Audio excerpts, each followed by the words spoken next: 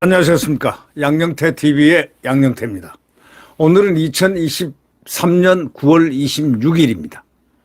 지금 대한민국을 세계에서 가장 부러워하는 나라로 지금 올라가고 있습니다. 그 여론이 있습니다. 그게 뭐냐면 한미동맹을 그렇게 부러워합니다. 어떻게 하다 한국이 저렇게 한미동맹이 저렇게 70년을 갔으며 지금 딱 해서 핵확장 억제 그룹까지 만들고 이렇게 동북아에서 갑자기 이렇게 섰을까? 문재인 때 쓰러져가는 나라가 어떻게 갑자기 이 나라가 이렇게 섰을까? 이게 윤 대통령이 바로 외교력입니다. 핵확장 억제 그룹을 만들어낸 그의 용기고 일본과 안보적으로 완전히 결속을 하고 서로 이해를 하고 지금 미래를 보고 가는 미래 세대를 위해서 가는 바로 이런 그것을 만들어내고 녹여낸 윤석열 대통령의 그 결단, 이것을 세계가 굉장히 칭송하고 있습니다. 그래서 결국 미국과 한국의 그 한미동맹을 세계에서 가장 부러워하는 동맹으로 일루 꼽고 있습니다. 저희들은 잘 모르지만 저는 잘 압니다. 저는 잘 아는데 이 모르는 사람들이 있죠. 북한에 매달리고 중국에 매달리려는 중국 공산당, 북한 공산당에 매달리려는 그 자들, 이재명을 비롯한 그런 자들, 이런 자들이 그 자들 아니겠습니까? 네. 지금 미군의 이렇게 베트남은 말이죠. 베트남이 잘 아시지 않습니까? 공산주의, 똑같은 공산주의 국가죠. 중국과 같이. 그런데도 미군의 손을 딱 내밀고 있습니다. 필리핀은 한때 아시아에서 최고로 부유한 나라였습니다. 필리핀을 다 부유한 나라, 필리핀을 아주 이 아시아 사람들이 가장 부러워했습니다. 심지어는 일본 사람들도 필리핀을 부러워했습니다. 그럴 정도로 필리핀이 그 클라크 공군기지라고 그래가지고 맨 먼저 미군이 거기 딱 들어가 있어서 그 이 동북아를 이렇게 서치를 하고 있었는데 결국 필리핀 국민들이 막 그냥 한때 그냥 나가라 해가지고 이재명 같은 자들이 튀어나와가지고 이재명 같은 자들이죠. 이런 자들이 튀어나와가지고 반미 시위를 해가지고 결국 좋다 나간다 하고 미국이 탁 나가버리고 난 다음에 완전히 최빈국으로 전락한 필리핀. 필리핀이 그런 나라였습니다. 굉장히 잘 사는 아시아의 최대 부국이었습니다. 그리고 미군이 철수하고 난 다음에 완전히 망가됐습니다. 지금 필리핀이 철수시킨 뒤에 엄청난 후회를 하고 있습니다. 미군이 가고 난 다음에 그 후회가 그 국민들 속에서 깊은 후회, 통찰이 일어나고 있습니다. 자, 이게 왜 그럴까요? 이 한미동맹 70년이 그냥 말로 장난으로 이 한미동맹이 아닙니다. 번영을 위한 동맹이었고 국가 안보를 위한 동맹이었습니다. 세계가 가장 부러워하는 한미동맹. 동맹국이라고 나오면 한미동맹, 코리안 아메리칸이라고 나옵니다. 코리안 스테이츠, 유나이티드 스테이츠.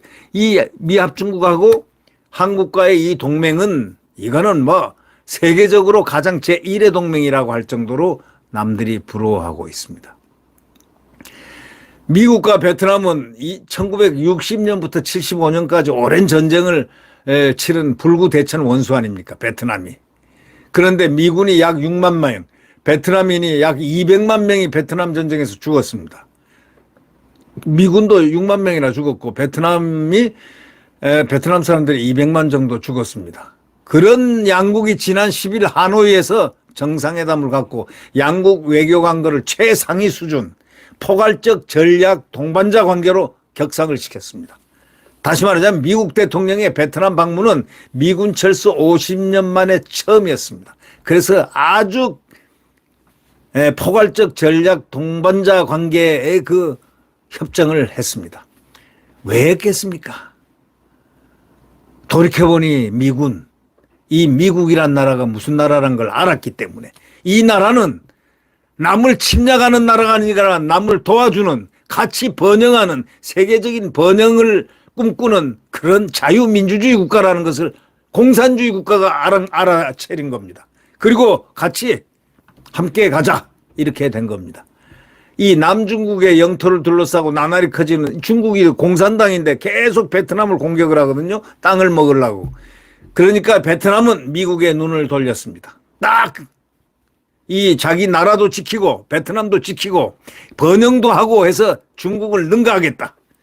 중국을 능가하겠다는 바로 이 의지가 베트남에서 소위 여기 베트남은요 특별한 게 있습니다. 공산주의 치하에서 있었던 사람들하고 지금 베트남에서 자유를 국민들이 다 맛을 봤거든요.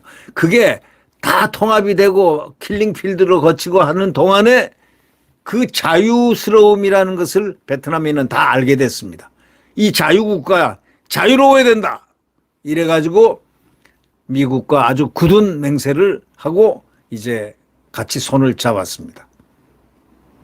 이런 기류, 그러니까 베트남을 갖다가 이렇게 남중국의 영토를 둘러싸고 중국이 살살 잠식해 가려고 하는 이 베트남을 베트남들이 이제 베트남 사람들이 미국의 눈을 돌리게 됐고 이런 기류를 반영해서 작년 6월 달에 말이죠. 지난 6월입니다. 지난 6월 달에 미 항공모함 로널드 레이건호가 그 다낭에 처음으로 입항했습니다. 다낭은 중국과 영토 분쟁 중인 호망사군도, 소위 중국명으로 시사군도라고 그러죠. 거기하고 가까운 데입니다. 베트남이 미국과 안보 파트너십을 구축해 나가기 이제 시작했습니다. 미국은 대규모 투자하고 반도체 등 정보기술 지원을 약속했습니다. 그리고 화답해줬습니다. 아주 전쟁했던 적과도 안보를 위해서는 힘을 합치고 든든한 안보가 경제적 번영의 초석이 되는 국제정치의 단면을 현저하게 보여줬습니다. 그렇다면 우리나라는 얼마나 이 윤석열 대통령이 위대한 업적을 남겼나 저는 그렇게 생각합니다. 저는 윤석열 대통령이 일본을 탁 파트너로 만들고 함께 같이 가는 한미일 핵 확장 억제 그룹을 만들므로써 대한민국 핵 위협을 갖다가 핵 위협을 완전히 제거했다고 저는 확신하는 사람입니다. 그래서 결국 그러자 한미일 핵 확장 그룹이 만들어지자 지금 세계에서 전부 모이고 있죠. 투자자들이 한국을 찾고 있는 겁니다. 왜? 미국이 핵 확장 억제 그룹을 만들 정도로 한국이 이니시어티브를 갖고 이 3국이 단합하니까 제일 안전한 투자처가 한미일이다라고 생각하는데 동북아에서 한국이다 이렇게 지목이 된 거 아니겠습니까? 결국 대한민국을 정말 문재인이가 망가뜨려 놓은 이것을 바로 수선을 하고 그것을 없앨 것 없애고 해가지고 지금 나라를 이렇게 새로운 틀을 꽉 잡아놨습니다. 네. 반국가 세력에 대해서는 용서치 않겠다는 자유민주주의의 그 함성도 동시에 나갔습니다. 이 북대서양 조약기구 나토 동부 최전선인 폴란드에서는 지난 3월 미군 영구 주둔 기지가 건설됐습니다. 미군이 영구히 주둔한다라는 폴란드에 말이죠. 나토에. 그 폴란드 바로 거기가 접경이 어디입니까? 우크라이나 아닙니까? 러시아의 우크라이나 침공으로 유럽 안보가 위협받는 가운데 약 1만 명의 미군이 일시 순환 배치됐던 폴란드는 러시아의 다음 침공 대상이 우리가 될 수 있다 하고 폴란드가 딱 생각한 나머지 미군 영구 주둔을 강력하게 요구를 했습니다. 미군을 영구히 우리 땅에 좀 주둔케 해서 우리 안보를 좀 도와달라 하고 정말 폴란드가 애걸복걸했다는 거 아닙니까? 결국 러시아의 다음 침공지가 어디냐? 폴란드이기 때문에 우리가 될 수 있다라고 생각하면서 미군 영구 주둔을 강력하게 요구해서 결국은 미국이 손을 들고 손을 잡아줬습니다. 그리고 거기에 영구 주둔을 하기로 했습니다. 사우디아라비아도 미국과 최근 한미동맹에 준하는 상호방위조약 체계를 논의하는 것으로 알려졌습니다. 왜 미국을 그렇게 적대적으로 했던 아랍 중동권이 지금 미국의 손을 내밀고 함께 동맹하자 이렇게 달려들까요? 미국을 알았기 때문입니다. 미국의 진면목을 알았기 때문입니다. 그리고 미국이 있어야 자기 나라가 지켜줄 수 있다는 것을 알았기 때문 아니겠습니까? 상대방 국가가 공격을 받을 경우에는 군사 지원을 제공하겠다고 약속하는 것. 이게 중요하거든요.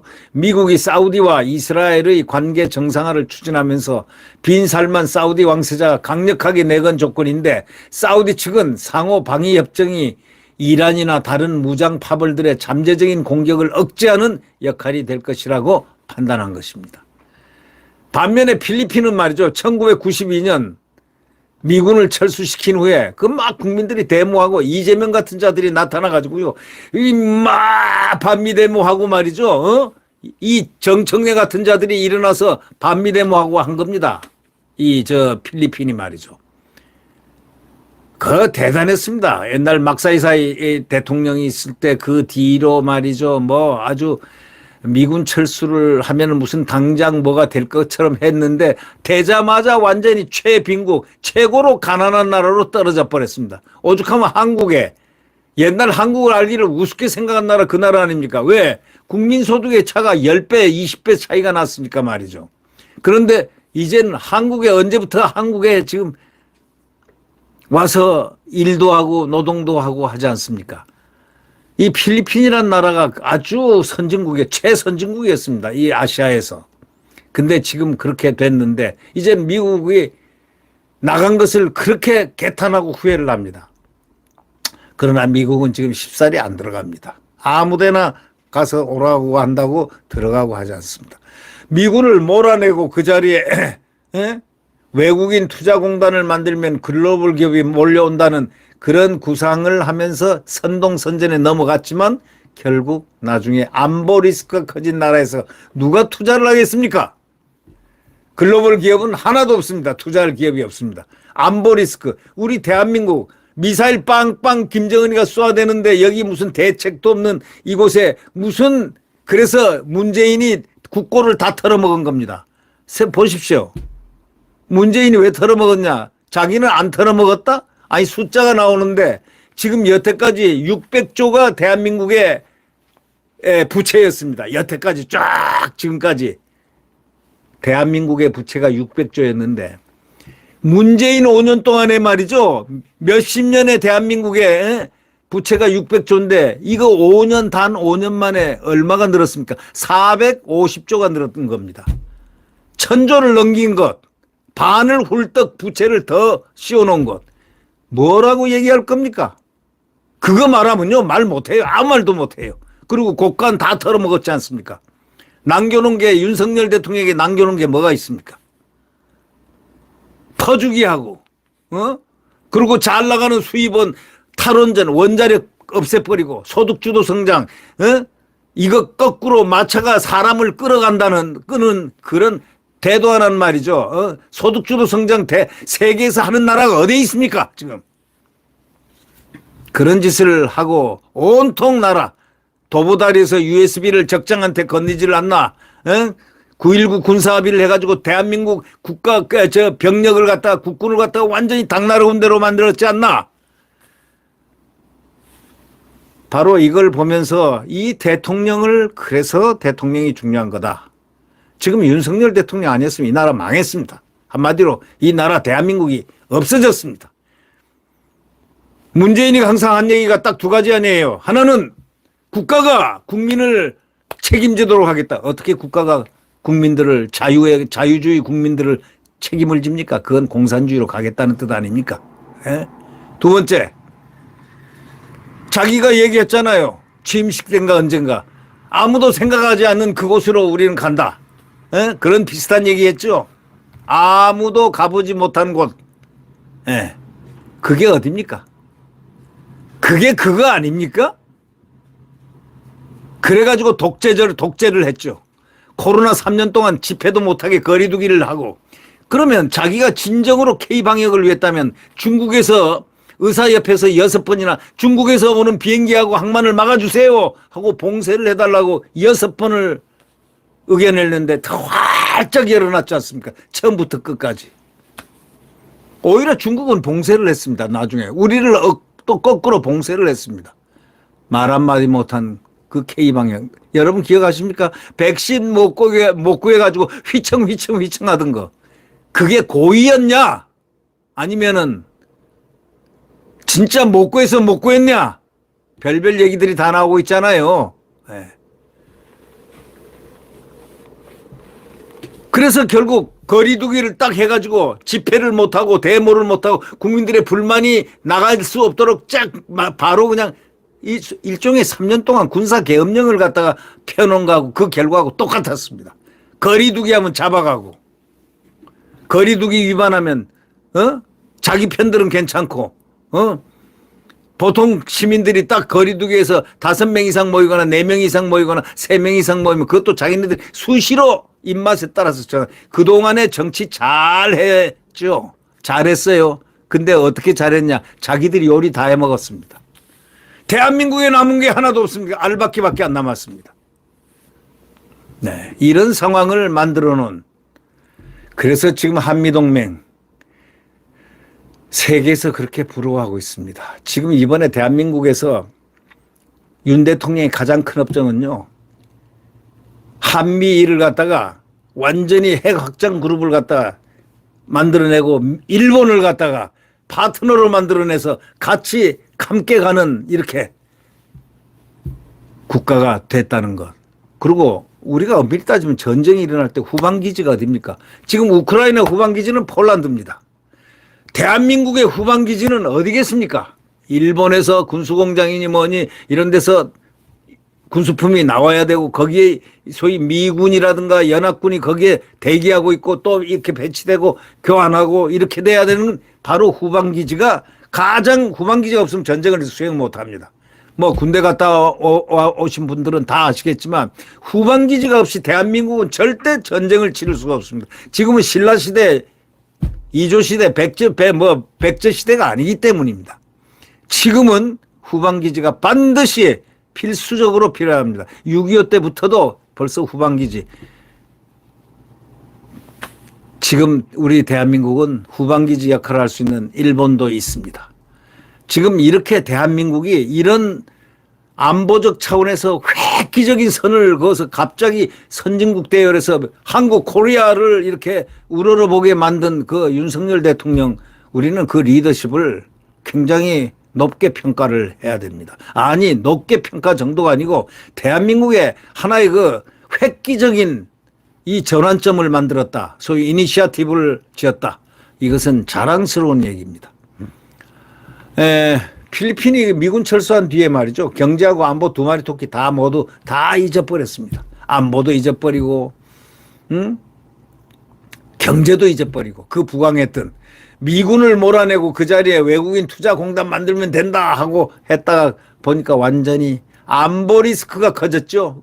막 그냥 공산 잔당들이 일어나가지고 막 여기저기 섬에서 말이죠. 반군이 일어나고 나라를 완전히 망하게 하니까 거기다 중국이 미군이 사라지니까 중국이 스프레틀리 군도 중국명으로 난사군도죠. 이걸 일부 무력으로 점령을 하지 않나 필리핀 어선에 총격을 가고 행포를 부리고 막 이러니까 필리핀이 속수무책입니다. 이야 이거 큰일 났다. 지금 어떻게 이렇게 좀 할 수 없느냐. 지금 미국은 섣불리 나가지 않습니다. 미국의 동맹은 미국은 한번 쫓아낸 자기들이 철수를 하라고 해서 철수를 한 건데 다시 들어가는 것은 미국은 자존심상 절대 할 수 없다는 그런 문제가 또 걸려 있습니다. 지금 필리핀 정부가 지금 속수무책입니다. 중국한테 당하고 아주 속수무책입니다. 우리는 이러한 어려운 시기에 결단을 내려서 대한민국에 임하는 안보와 그 대한민국의 미래를 담보하는 이 꿈을 심어놓은 윤석열 대통령에게 솔직히 말해서 저 개인적으로는 감사를 드리고 있습니다. 우리 국민들을 다 감사를 해야 됩니다. 그 대통령 리더십, 대통령을 격려를 해야 됩니다. 파이팅, 파이팅, 파이팅. 예, 이것이 중요한 것입니다. 네, 구독 버튼과 엄지를 눌러주시면 감사하겠습니다.